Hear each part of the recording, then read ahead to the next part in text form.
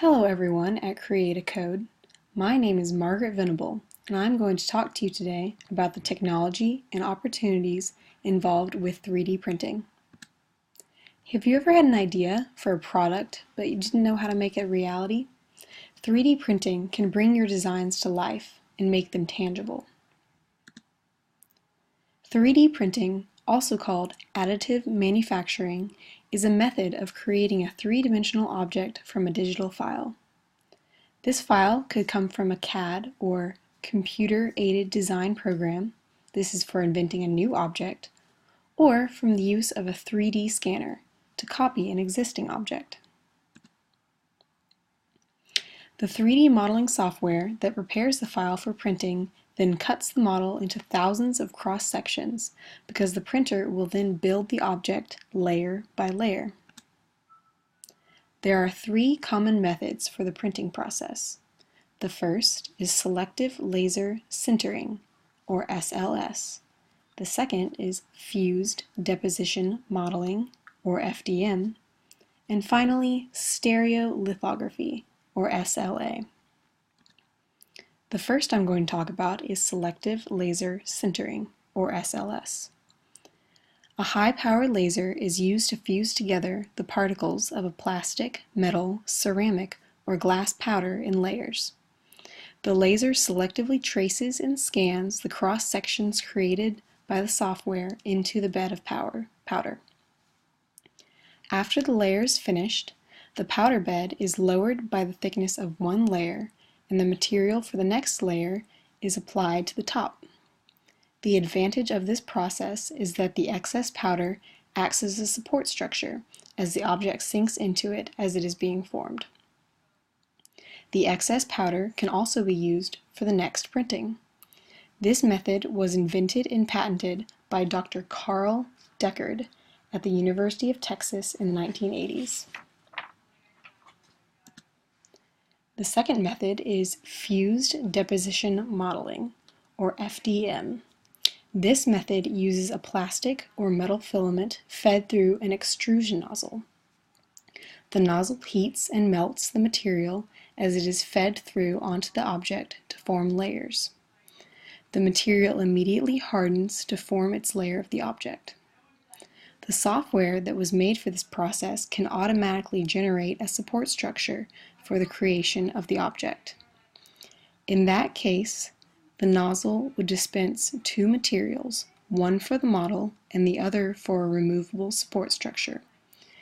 This technology was invented and patented by Scott Crump in the 1980s for the company Stratasys. The third method is stereolithography, or SLA. This process uses an ultraviolet laser and a liquid photopolymer resin to build the solid object one layer at a time. It works similarly to the SLS method, where a layer is scanned by the laser and then the object is lowered by one layer thickness and the top of the object is recoated with a new layer of resin for the next layer. This method requires the use of a support structure which would be attached to the lowering elevator in the resin.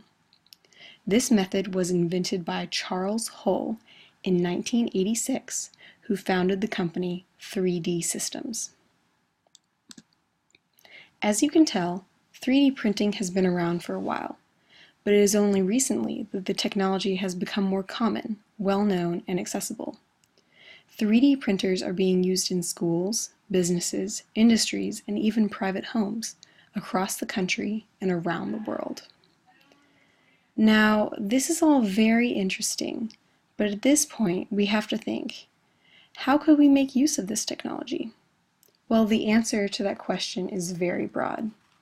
There is a myriad of applications for 3D printing.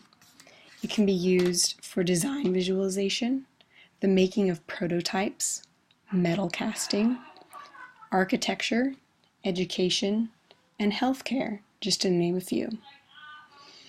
It can be used for artistic purposes, reconstruction of fossils in paleontology, or forensic reconstruction in crime scene investigations. The possibilities are endless. Many manufacturers have started using 3D printers for rapid prototyping, to print a new product in a matter of minutes for research and design purposes. This makes it easier to quickly make small changes. A 3D printer can even be used for rapid manufacturing, to produce short-order custom products for customers. One downside of increasing use of this technology would be that it could potentially replace human workers in machining processes.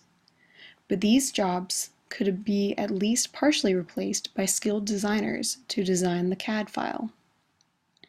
With increasing development of this technology, the machines are also getting less and less expensive. This could be a perfect resource for entrepreneurs who want to create a product for consumers but do not yet have manufacturing capabilities.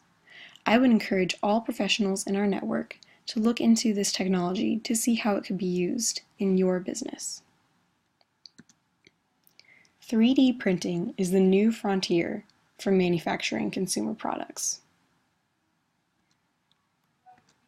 Thank you for watching and have a nice day.